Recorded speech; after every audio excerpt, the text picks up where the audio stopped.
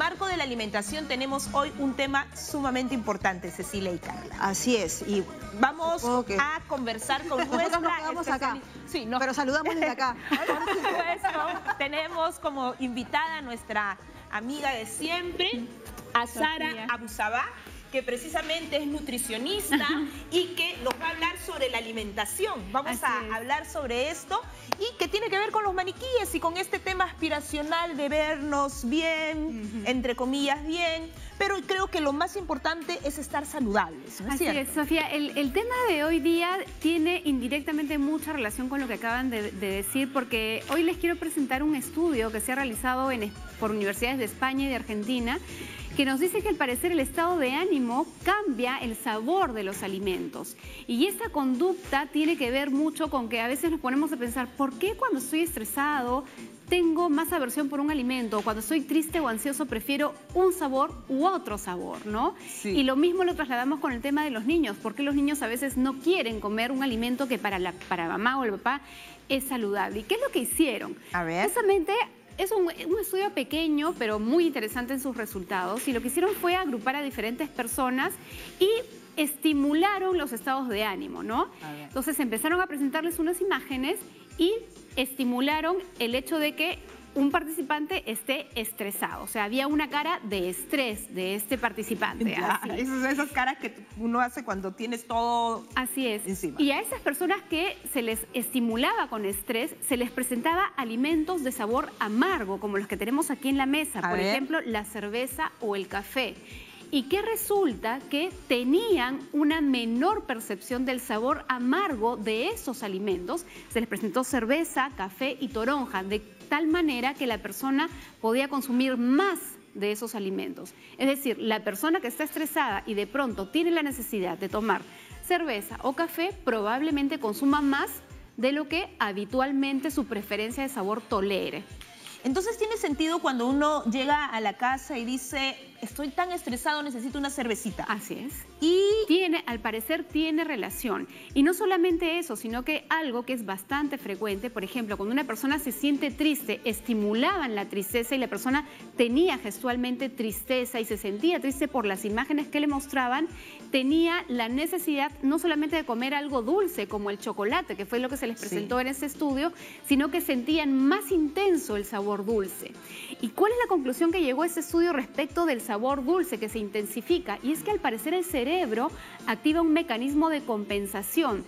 Es decir, me siento triste y para bajar esa sensación de tristeza te doy algo que te complace, como el sabor dulce, que te hace sentir placer. Y tiene que ver con la activación de la serotonina, de lo que siempre se habla, ¿no? Por supuesto, justamente estos sentidos del ánimo tienen que ver con la regulación de la serotonina, que en algunas personas llega a no tener una buena captación, digamos, y hay estos cambios de ánimo en la persona. Y finalmente, algo que me pareció muy interesante también, es que aquellas personas que se les estimulaba el estado de ánimo feliz, de sentirse contento, tenían una mayor preferencia por consumir vegetales como el brócoli, el tomate, el pepino, la lechuga que tenemos aquí presentados en la mesa. Entonces, de acá podemos sacar varias conclusiones. Número uno, si tú estás estresado o estás triste o tu estado de ánimo no es el más positivo y de pronto tú sientes el impulso por comer un alimento, hay que darse una pausa. Hay que respirar, hay que calmarse un poquito y empezar a tener una mejor elección del alimento, pero mejor aún desviar ese estado de ánimo a una actividad productiva positiva. Porque luego tenemos todas estas personas que dicen, como por ansiedad, no puedo dejar de comer, porque justamente el acto de comer está motivado por ese estado de ánimo. Y por ejemplo, si yo estoy súper activa, ¿no? Naturalmente súper activa y quiero un poco bajar las revoluciones, ¿hay algún alimento que me permita relajarme, es decir, regularme? Pues sí, yo te recomendaría en ese momento una fruta con cáscara y que requiera cierto trabajo masticatorio. Por ejemplo, la manzana. La manzana demanda masticar, masticar, masticar. Esa masticación, ese proceso de masticación que dura más tiempo, de alguna manera va a hacer entender a mi cerebro que yo ya estoy recibiendo alimento y ese mecanismo compensatorio que explicaba empieza a darse. Es decir, estoy comiendo, me siento más tranquilo, esa ansiedad, esa necesidad se va disminuyendo también.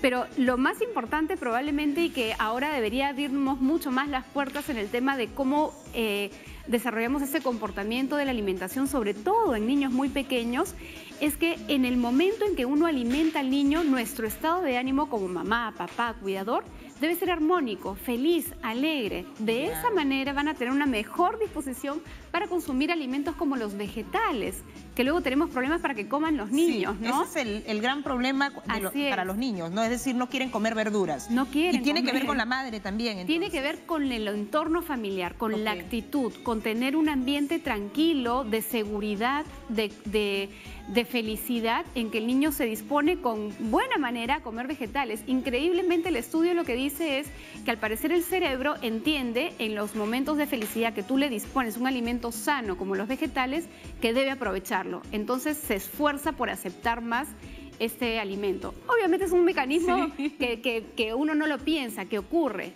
Como cuando uno no lo piensa, está ansioso y inmediatamente hay un impulso por comer un alimento dulce, por ejemplo, uno no lo piensa, actúa verdaderamente, ¿no? Entonces, de esa misma manera más o menos ocurre en el cerebro. Perfecto, estamos en A la Cuenta de 3, ya saben, nuestras redes sociales, el Facebook A la Cuenta de 3, el Twitter A la Cuenta de 3_PE, y pueden también hacer sus llamadas telefónicas para hacer las consultas respectivas a Sara. Pueden, por favor, llamarnos al 619-0747, 619-0747. Vamos a un corte y volvemos con más aquí, con Sara, por supuesto, y con el análisis de los alimentos que debemos comer y los cuales no debemos comer tanto. Sara Abusabá, nutricionista, vuelve aquí en A la Cuenta de 3.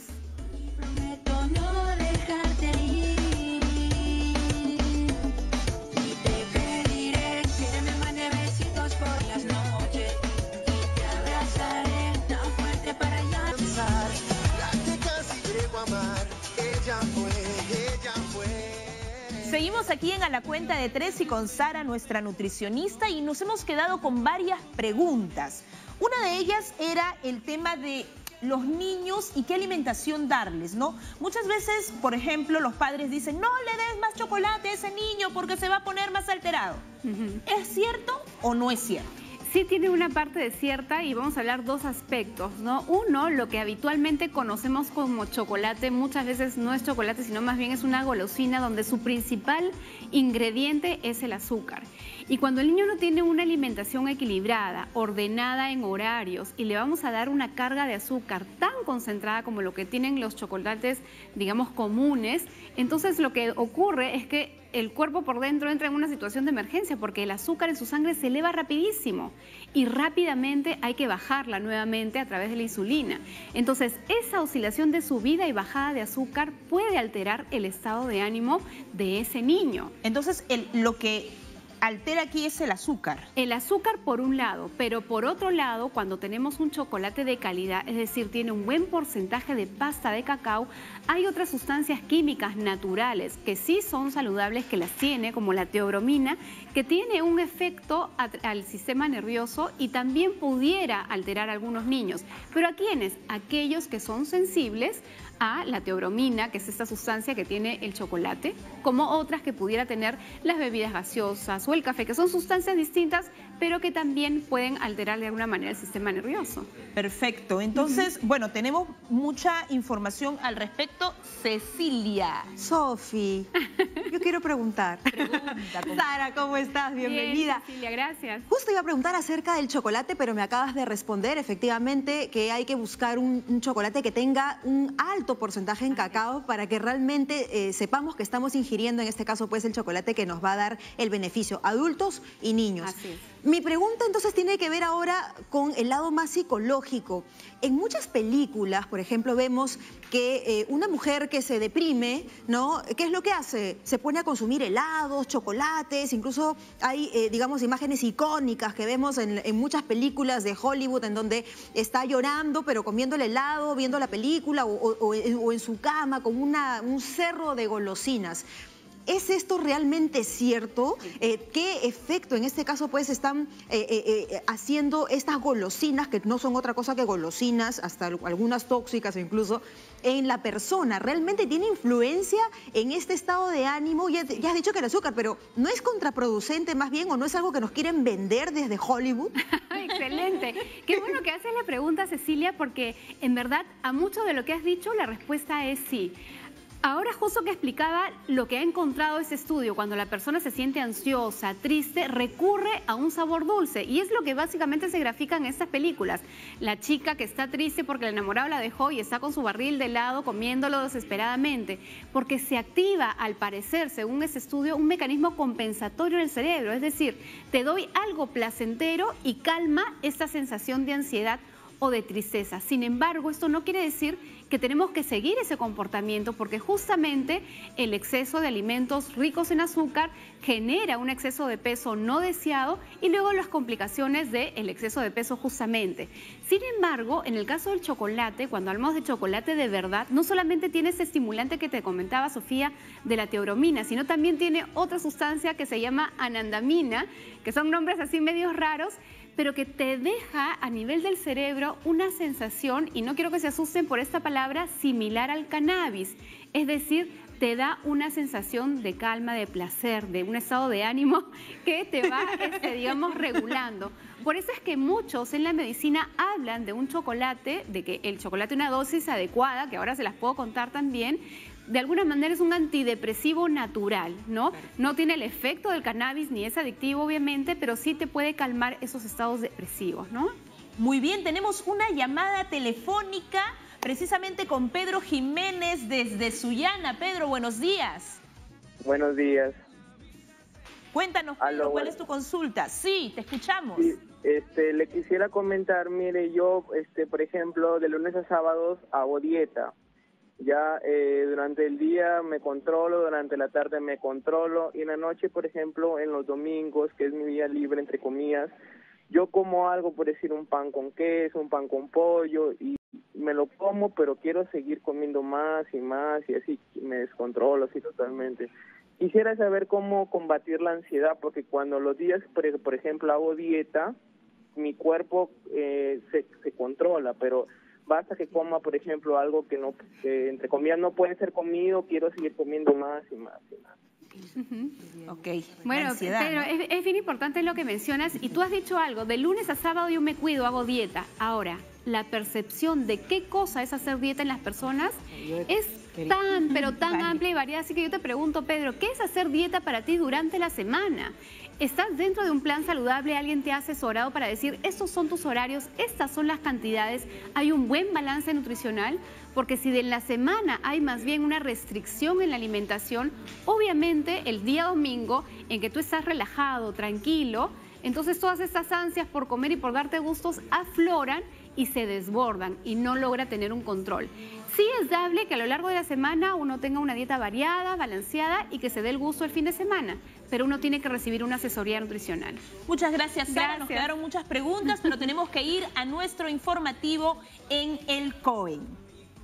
Volvemos. Te debo estar a ti, pues tu amor yo no compré.